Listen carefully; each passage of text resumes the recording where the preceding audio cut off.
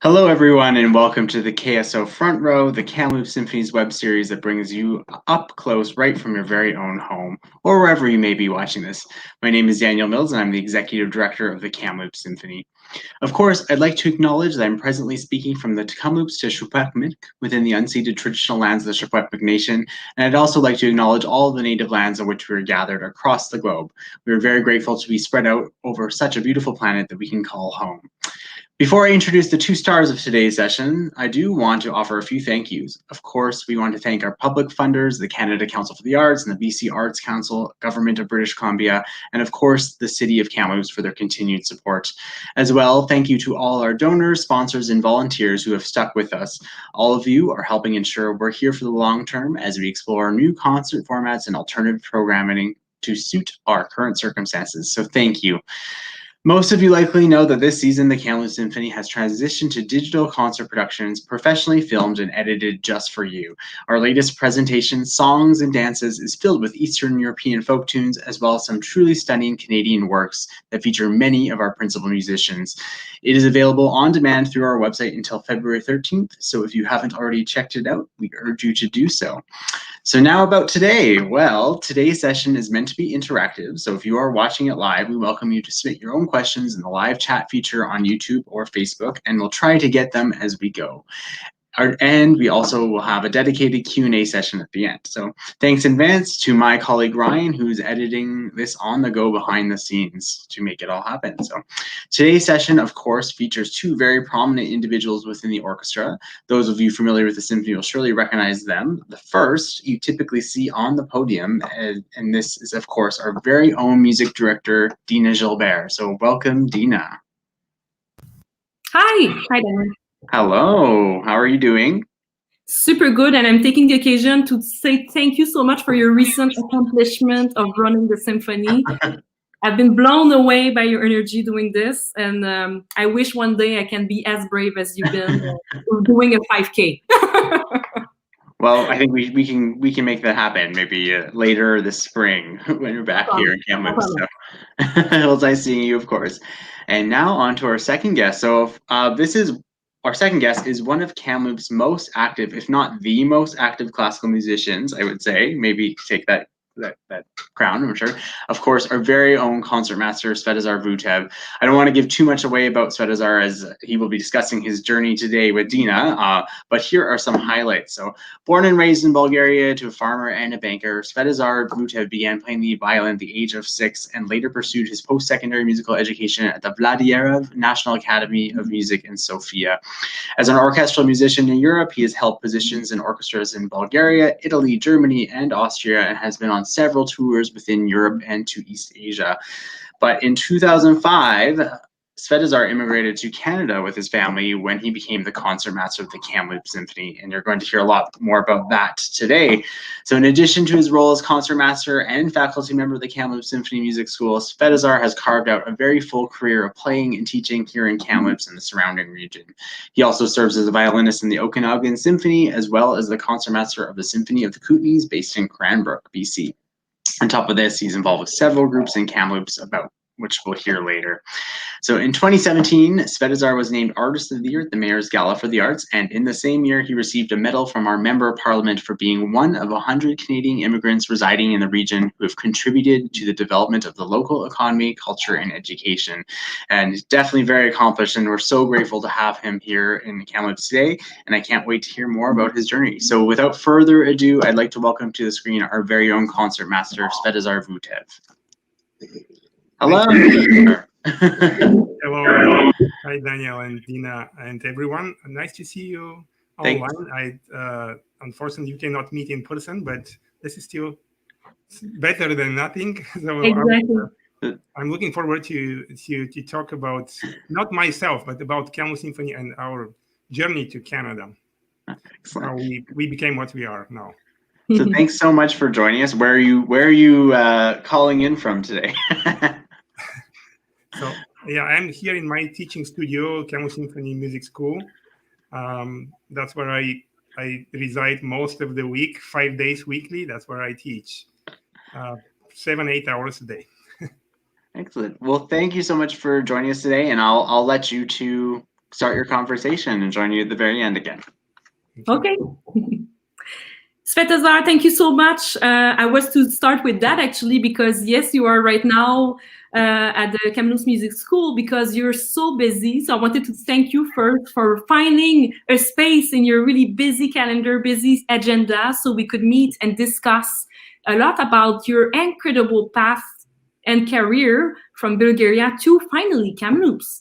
And I feel that people will find it really interesting and intriguing to finally know about what brought you to Kamloops, and also about what was really interesting to me was this kind of like alignment of stars, or the little voice probably guiding you kind of almost naturally to get to finally Kamloops, because from the conversation we had in preparation of this talk, this is one of the things I realized. It looks like music was predestined in your life, right?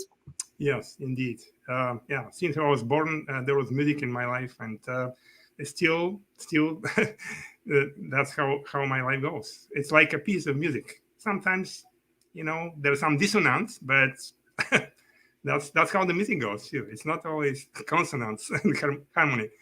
Yeah. So can you discuss a little bit about your childhood? Because you told me that like your parents, your mother was singing a bit and such, but they were not necessarily musically trained. But you've been singing all the way, humming from a really early age.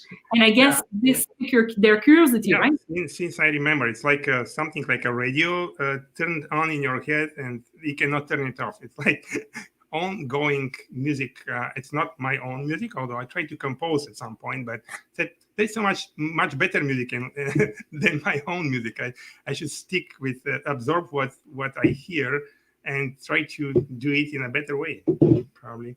So the music was part of my life from the very start. My mother actually sang in a choir, and my father was a music lover. They used to bring me to symphony concerts, opera productions in our hometown, Pleven in northern Bulgaria. There was a symphony orchestra, there was an opera theater, and every week we've been to a concert or opera. Basically, there was something to attend, and I started in the age of 6. Although that was not my first wish, to choose this particular instrument, but my uncle came back from Moscow, where he was working in Russia, and then he brought a violin. So it was a full-size violin. I was not able to play really, but it's still there. So they found a smaller size for me, of course, and I started violin lessons age of 6. Then several years later, 5 years later, actually, I entered a government music school in our hometown, and like a full-time music school with all the subjects, theory, piano, choir, orchestra, everything. And my first position in the school orchestra was principal second violinist. I was the age of 15 at that time, so which was 40 years ago, believe it or not. I've been in orchestra for 40 years. And then of course, I realized at the music school, actually, I have not been practicing seriously when I was a young child, and I was quite behind. I started practicing very, very hard, but 8-10 hours a day, preparing for recitals and performings. But I still didn't feel I'm strong enough. I decided to study extra theory and become a conductor at some point. That was extra work for me, but yes, finally. But someone kind of like redirected you to focus entirely on the violin. And this was your mentor, Boyan Lechev, right? That like been someone really important in your path? Yeah, Boyan Lechev, one of the greatest violin teachers in Bulgaria. He was a concert violinist. On the picture here he's in the center, and this is one of his last group of students in 1989. That's outside of his studio. That's where we used to take lessons, and I'm on the person close to the window, and the other students they also left the country as soon as they graduated. The one on the other side of my professor, actually, she won Paganini prize in the competition in Genoa. the year before that. There were great violinists, wonderful people, and they found positions like concertmasters in Germany. Two of them went to the States. So wonderful opportunity to be among these people. And I was not as experienced, but I still learned a lot from my teacher. I think he was pleased that actually I made the biggest progress in his class, because I came from much lower level and I was able to learn more than other students who were already good enough, didn't have to study as much as I started basically from zero again. Started learning vibrato, learning how to hold the bow, and I was 21 when I entered this class. That was kind of a good. But though I'm assuming that he had such an inspiring way of, as a good and really talented musician, but also being so dedicated to teaching. I'm pretty sure that it's been having that impact about how influential one can be when that person teach. Yes. Because this has also been occupying a lot of your time as a musician. Yes, I asked him, and he allowed me to attend the lessons he taught. I've been there for like full day while he was teaching. I was watching how he teaches, and he was also the concertmaster of the Sofia Philharmonic Orchestra for about 15 years. And then he went to Japan for a year. He was a concertmaster under Seiji Ozawa in Tokyo. A great violinist with a world career. With his experience, I think he was hoping that I'm going to be a good violin teacher for sure. Although his other students were much better players at that time, so he had hope in me. And I was pleased. I did my best in his class, I must say. I'm sure he'd be super proud of seeing how incredible you've been doing your path. And also being so versatile, actually. So that teacher has been convincing you for a while that like you need to take one bite at a time, and please just focus on violin for a time. You have the time to become a conductor later on. No stress about this. But then, and you've been following that advice, so you could receive all information from him and all learning as much as possible with him. But then later on, a few years after. You told me in the conversation we had before in preparation for this that like it was important to not put your land. It was important to put your land in different place, meaning that at one point you've been focusing about, okay, yes, I'm starting to teach, but maybe I should also do something because there's instability, of course, and maybe then you doing something outside of music would be worth it as well. So you've been then starting studies. So can you explain a little bit how that big contrast was to make a difference in your path? Well, at some point of my life, there was, again, shortly after this picture was taken, it was 1989, 1990, there was a big political change in my home country, and also the Eastern European countries. The communist system collapsed, political system, and there was a big change for all of us. The economy was changed, and there was so many changes in our life. And I realized I'm not prepared for this, what's coming up. And not just me, there was like everybody was feeling this way. So I decided I need to go back to school and start from zero and learn about this new world. I didn't know anything, and there was a lot of propaganda at that time. In the Eastern European countries, and I had to study. I decided to go to law school and abandon my positions. I was already full-time violin teacher, full-time orchestra professional musician, first violin. I had concert tours, and I started my PhD. Actually, I was appointed in PhD program. Yeah, I was already in that. So I said, no, I'm going to stop all of that, and I'm going back to school to study law. I didn't mean to become a lawyer specifically. I just need to study law and learn about that. So I did, and I was like 5-6 years of my life was dedicated to law. I graduated from the law school, University of Sofia, the biggest university in the country. And the more I studied law, the more I wanted to be a musician again. And although everything happens for a reason, because something really important happened for you at the very first year of your law studies. Yes, Can you explain a bit? Yes, indeed. Probably that was the main reason why I was there. I didn't know why I'm there, but I met my wife, Antoinetta. The first month at the law school actually was a significant meeting between two of us, and that changed my life as well. So she brought me back to music, I must say, because she wanted me to play my violin. I said, no, I want to be a lawyer. I don't want to deal with music anymore. And she said, no, you're a musician. You just play your violin for me and for our friends. And I started playing, when you're getting together with everybody, playing some Beatles songs, some pop songs and folk songs.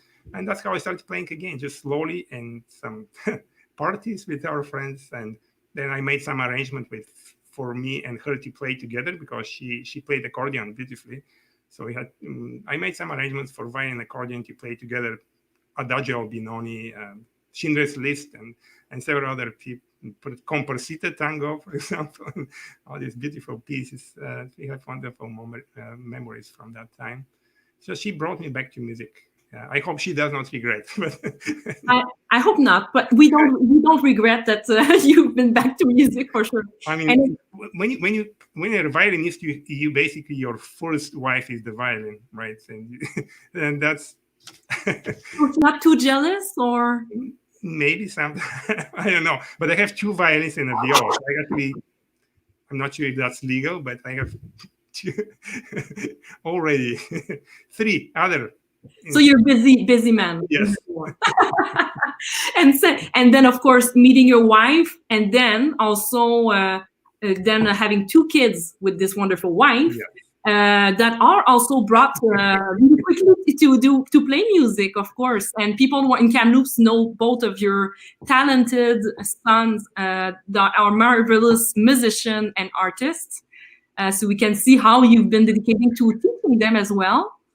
Yeah, and that's how we started making music together from the early childhood. And I've been helping with their music education, but they became really good musicians. My oldest son became a really good guitar player, classical guitar, and also we play a lot of bluegrass music, not just classical music, after we moved to Canada.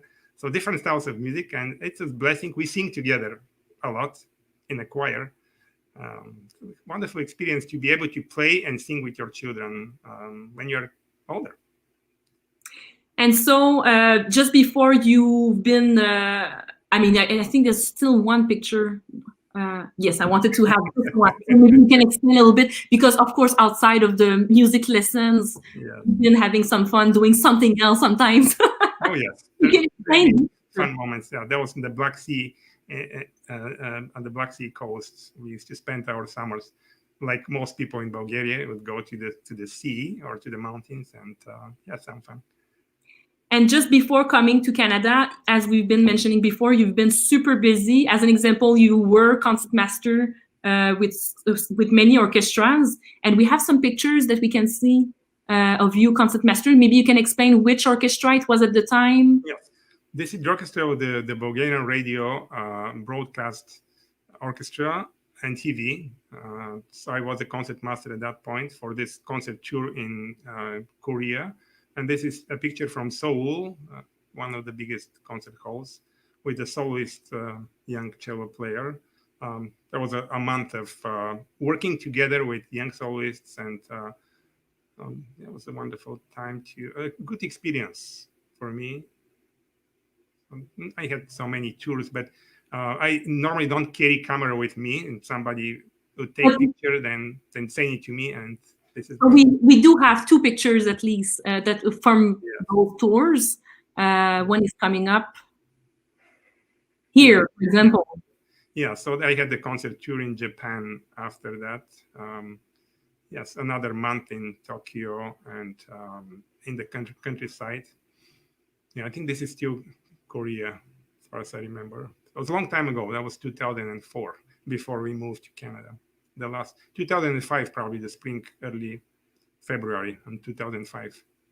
And I'm assuming that it was probably super interesting for you to travel abroad to discover different things, but also it must have been sometimes difficult having young kids and needed to, maybe you had a wish at one point to consolidate in a new place or something.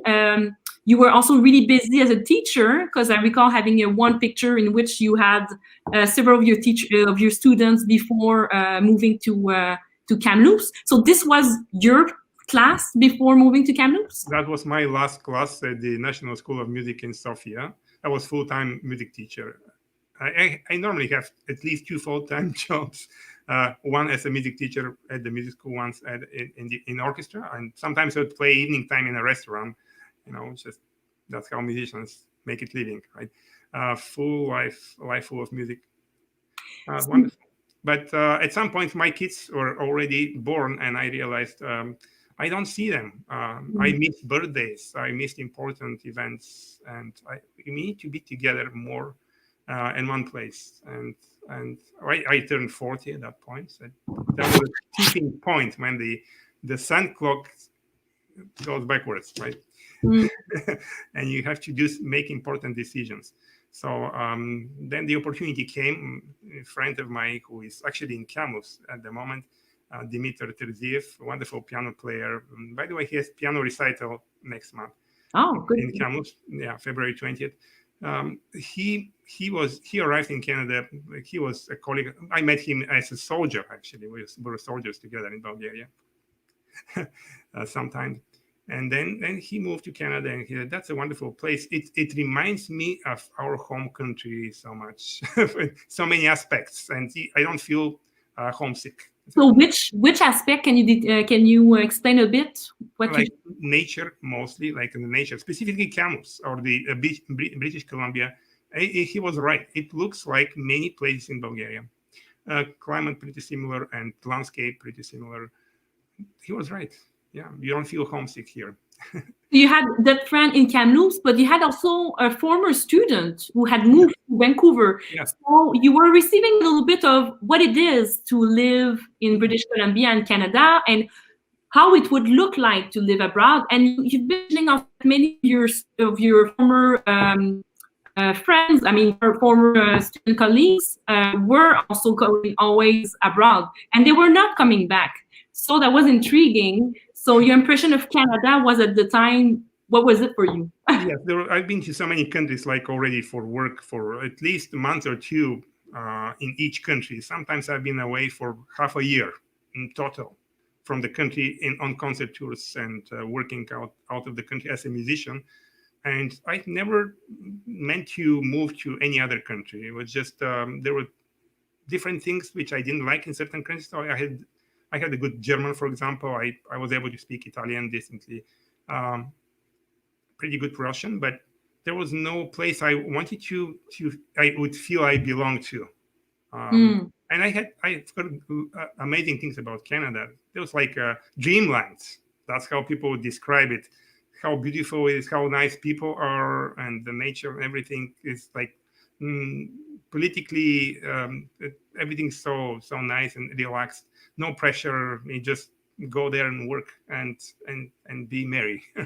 So that was something I just want to explore. And the opportunity came, as Dimitar mentioned, once there is position, concertmaster position opened in Kamloops, and he said, why you don't apply? I said, okay, I can do that. And I arrived in April 2005.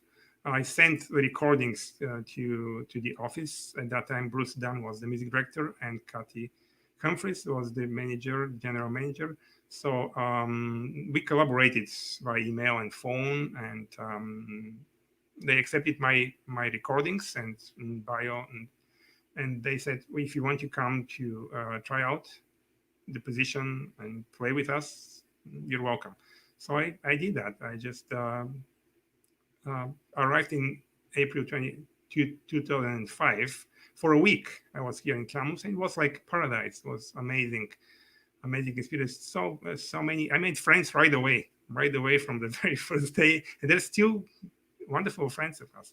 And of course, I made many more friends. But it was so amazing. It was like all of a sudden you're in a different world, and you feel like you belong right away from the very first moment to the end. Right, that's your place.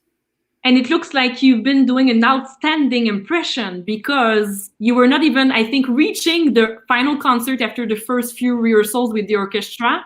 that they were already offering you the full-time position as a teacher at the music school and also concertmaster of the KSO, right? Yes, they were looking for such person who can teach full-time and be a concertmaster of the orchestra. At that time, there were some, of course, it was not fully professional orchestra. There were community players. There were people coming out of town. It was interesting composition of the orchestra. I love that, working with different people, different levels, different personalities. I love being in the orchestra in general, but people are so friendly. Working with these people was a pleasure. And Bruce and Katya, of course, very supportive from the very beginning to the end. When we worked together, always wonderful experience. And we can see that chemistry right away from some pictures we have from that following the concert. We can see a younger Svetazar from a few years ago with Kathy receiving flowers. And this is in the green room, I guess. This is the green room right after the concert, Sagebrush Theater. We had a few school shows during the week and a full concert, evening concert Saturday night with a different program. And it was great. So then you've been flying back, of course, to your country, knowing you had a contract and were to move back to Kamloops. At first, you moved alone for a few months. Yes. So you arrived back in September 14. And what is also, again, another sign of destiny was that the first concert under your new contract as concertmaster was on your birthday. September 25, right? I was reborn, basically. Reborn, I like it. Yes. And then your family has been joining in December. Christo was about 6, Ivan 3. Yes. Can you explain? I cannot imagine the number of challenges it must be for someone to move in a new country, knowing that also English in your case was your fourth language. Knowing that like everything is new, and that like you're used to be super busy because of course you're allowed to do everything. But you explained to me that like when you arrive, with your initial contract of 2 years, you needed to just stick to it, right? You couldn't add other components or other position into your work. Yes, that was one of the challenges. Being on a work permit, work visa, you're limited to work for the same employer, the same place. Of course, the opportunities came at that time, so there were other offers, and we, Kathy and Bruce, we made it work somehow together. If I worked for example, a show for Western Canada Theatre, but I was paid through the Kamloops Symphony, right? There was. Now we can say it, right? Yes. No, that was fine because it's just I work for the same employer, so basically, okay. Yeah. It was not illegal, definitely, but yeah, I would not say so. But there were other options. There was work, but definitely I had more work 2 years later when I became a permanent resident with my family together, of course. And then you've been catching up, right? Because you told me, oh, I never have more than 7 positions. And then I've been counting with you and I was, yeah, he has at least 7 positions. No, I said no, at least you have to have at least 2 and no more than 7. So that's your rule. That's a Svetazar rule. I like it. So can you explain a little bit? Because I've been always impressed, and I recall Kathy Humphreys, how she went at first when I came as a music director. She was speaking about all musicians, but she told me, wow, Svetazar, he came into our town, and I couldn't believe when he told me right in the eye, no problem, I will live 100% with being a musician. And she was like, this is Kamloops, is this really possible? And you did it, and so this is real. So can you explain, as soon as then you could then have many positions over the years, people knew about that talented person who was there in town, and you've been involved with so many organizations. So can you detail the several hats you've been having and still have in most cases with different organizations in Kamloops? Well, the main thing is to have the passion and love of music, and music leads you to all these places.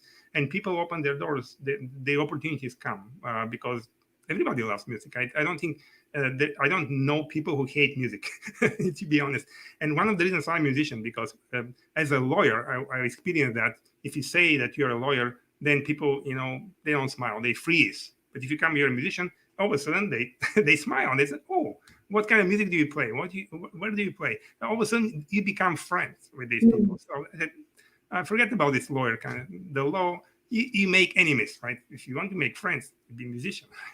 Oh, that's a good advice. I like that one. That's right. It's very simple, but I made so many friends, and you work with people, and that's how the opportunities came, just through music. I was invited to conduct a choir because the choral conductor of Vivace, for example, resigned in the middle of the season, and I was a soloist with my band in this particular concert. And they said, "Oh, we have no conductor. Would you be able to conduct it?" Sure, I know how to do that. So things like that, they just happen all the time, and they're constant opportunities, like one after another. And at some point, you have to learn how to say no, because once you get more than 7 positions, then you may burn out. But it's all music; they're all different things. It's not like the same thing multiplied by 7. No, you teach, you play, you conduct. You play different kind of music, like bluegrass music is totally different. Playing with your children, that nothing to compare with playing classical music. It's totally different part. I think of your brain is involved. You improvise. You don't follow the text on the page. Different things. A different part of your brain and body are involved. And all of these different things enrich the other one. Therefore, all those experiences makes a really fulfilling and never boring, I'm assuming, never boring day. They complement each other. You basically need all of that to make like this bouquet, full spectrum of what you are as a musician. You don't have the label of, that's why sometimes people are a little curious what you are exactly. They like labeling things, but to put you in certain box in their mind, sometimes they don't know where to put me. I don't mind if they're sometimes wondering what exactly they have in front of them. It's good that they don't know exactly what it is, but they accept what they see. And so far, I don't think I made too many enemies, to be honest. But who knows? And I would like to maybe discuss what was your impression of the community in Kamloops when you arrived? How was it for someone who's coming from Bulgaria to Canada and Kamloops? Was it hard at first, or you said you've been meeting friends quite quickly? But how about housing and then receiving help? Did you find that kind of help when you arrived in Kamloops? There was so many people helped us to settle down. So many people, I cannot even. I have to make a list of maybe several lists of people. It was such an amazing experience. I don't think there is a place in the world you can move and receive that and get this help from everyone. From so many people who they ask you, what do you need? What kind of help do you need? We can give you that. We can help you with that and that. Just tell us. Okay, we didn't have any problems. It was help. Somebody would give us a computer that was Kati's husband, for example. Wow. He gave us a table which was his brother. Some other musicians would come and help us to paint the walls, for example, or to do the flooring. Unfortunately, our friend Don Bennett, who passed away recently, he came and helped me to put the laminate floor in our place. So many people. I don't want to just single out certain people because I'll miss so many. Yeah, but at the same time, I guess you've been contributing and giving back in so many ways, because each performance of the KSO, but also each student you're having in your studio are so many people also of our community. And you've been also receiving a really high recognition. Maybe you can explain a little bit what this recognition was, as being one of the recipients of 100 immigrants who's been contributing of the prosperity and development of the local economy and culture in education. So what was it for you to receive this kind of recognition? That was honestly, it was a surprise to me because there's so many immigrants, people who moved to Canada, and I'm sure that many of them deserve the same recognition. But I was one of the people who was chosen by the member of Parliament, Kakti MacLeod, in 2017, during the 150th anniversary of the foundation of the Canadian Federation. So I was one of these 100 people from the Caribou, Thompson Caribou area, which is a huge area in BC, to be recognized with this medal for service as a newcomer and person who contributed to the education and culture. I'm not sure about the economy, but probably as well. So that was interesting. I not expected, but I was thankful that I received that.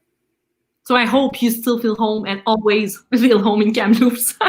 Yes, I feel at home, and I feel like I need to give back more than I have received, probably because this community deserves a lot. The best resort of this community are the people here. We have wonderful nature. We have wonderful opportunities for work, but there are so many wonderful people here, and we've been blessed to be here together. Yeah, I recall as music director also finding this special place and atmosphere within Kamloops that was like I've never felt before. I felt it the same way of so many opportunities that everything can be possible in Kamloops and with the symphonies. I mean, Exactly. I've seen also many maybe audacious program or project that like did happen, you know, and I'm always feeling grateful that so many people are contributing and helping, and that's thanks to all musicians like you and people in the community helping our orchestra, even in a crisis like what we are experiencing now, being able to still be resilient and being able to still be in touch with our audience. So I understand a little bit, but just a bit. Of course, it's nothing like your path coming into Canada, about how generous people are and how lucky we are actually to be able to work in such a beautiful city.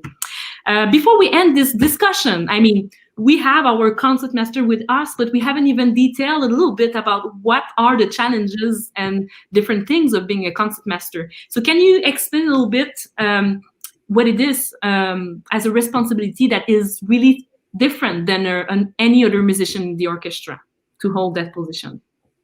Well, there are several specifics in our orchestra, but now we have a professional orchestra, which is makes a big difference between what I saw first time out experienced in 2005 and what we have now.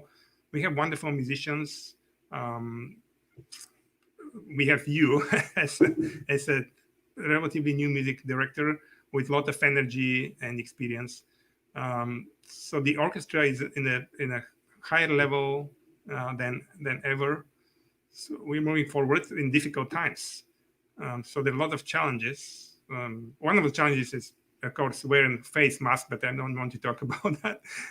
But being a concertmaster, you have a lot of responsibilities to lead your section and also communicate with the music director all the time, communicate with the other principals in the orchestra, constantly communicate with soloists sometimes. A lot of communication skills required, and also in charge of bowing, doing the bow directions ahead of time, at least a month before the rehearsal begins. So everybody can get the bowing on time and practice with certain bowing. And we were able to organize that time-wise. And as an example, since you might have your violin close to you, can you explain a bit what it is for bowings? What are the options? I mean, there's just two options, but then they can be in so many different ways. So you can explain it. Moving the bow in different directions has, of course, is challenges because going down with the bow, you both basically follow the gravity, and going up, you have to work against gravity. So that's already hard. Sometimes it depends if you bow on the G string, then you're more in a horizontal level, and the gravity does not make a significant impact. But it depends on what string you play. That's why some people experience quite serious challenges when the bow directions are changed. And they want to have their bowing all written ahead of time, and that's how they practice. And also the down bow, so-called down bow, sounds heavier than the up bow. It's much easier to produce a louder sound if you go down, compared to the lighter, quieter sound on the up bows. So if you are a master violinist, it does not matter. You can start upside down, and you can turn your bow like this and still play well. Right? Oh, why can you? Eventually, I've tried that, yes. And you can use Baroque bow and different bows. But it is good to establish that bowing ahead of time, and everybody is relaxed, and you don't have to make changes in the last minute. Everybody hates changes. Bowing changes, that's not a good idea. Last minute changes. So that's something to know. The original name of the bow stroke is in Italian is destra e sinistra. So destra means right, sinistra means left. In English, it's translated for some reason as down bow and up bow, which is the German equivalent of the bow directions going down and up. But so we work a lot on that ahead of time to avoid problems later on. And also problems because for people, whenever you're going to come back and see full sections of violinists playing together, just have in mind that if someone is doing a down bow when someone else just next to the other violinist is doing it up, you might have a little bit of accident going in the way. Yes. So this is one of the issue, and also for a cohesion of sound, if everybody is doing the same kind of thing as Svetazar mentioned, doing a down bow and going with gravity as an example, then kind of naturally we will find the pacing and inflection that is required in the music sentence. And this means that like whenever we go in rehearsal, if we still feel there's a little bit of something that is discordant with the kind of sound we could have, then I might have a discussion with Svetazar about, hey, in this place, we still need that kind of weight. How about another solution? And we might then change here a bit. But we wouldn't come at the first rehearsal without any bowings first written, because of course Svetazar is doing the job of the bowings, but then the second violinist needs to do the same in accordance with what Svetazar wrote, and then going to the viola and then cello. So it's a lot of teamwork, and your decisions will have an impact on everybody else in the string section. So we can finally reunite and be more in cohesion to achieve together unicity of delivering the message of the composer. So this is always our wish. So it's just the technical component of the bowings that makes a lot of more work than, for example, a woodwind player that will decide their own fingering if, for example, there's two options to play a note, but this will not be requested to the other colleagues within the orchestra. We have I think some question we've been receiving. Oh, so our own Daniel is requesting, what was on the program for your very first concert with the Kamloops Symphony? What was the program of very first concert? Yes. The very first concert was actually, there was a few school shows. A composer from Vancouver by the name of Ari Wise composed a piece called The Traveling Hat. Was interesting piece, brand new composition, and as a concertmaster, of course, I had to do bowing, but I discovered a few wrong notes. There was something like typos in the harmony, and the composer was pleased that we fixed the typos in the score, and it went very well. And then we had evening concert with Requiem by Cherubini, a wonderful piece of music, and Symphony by Alan Hovhannes in the same program. That was my very first auditioning program. And we just received another question from Christy Morris, and she is requesting, what is your favorite piece to play? That's the trickiest question to answer, right? For a musician? Well, I have one piece which is really, I feel really attached to it, and I think I wrote at some point. This is the piece I graduated with in my master's, Shostakovich Concerto No. 1 for violin. And I can explain briefly why, but my professor, Buyan Lechev, he was in Moscow at that time, student of David Oistrakh, and he saw this concerto on the music stand of David Oistrakh.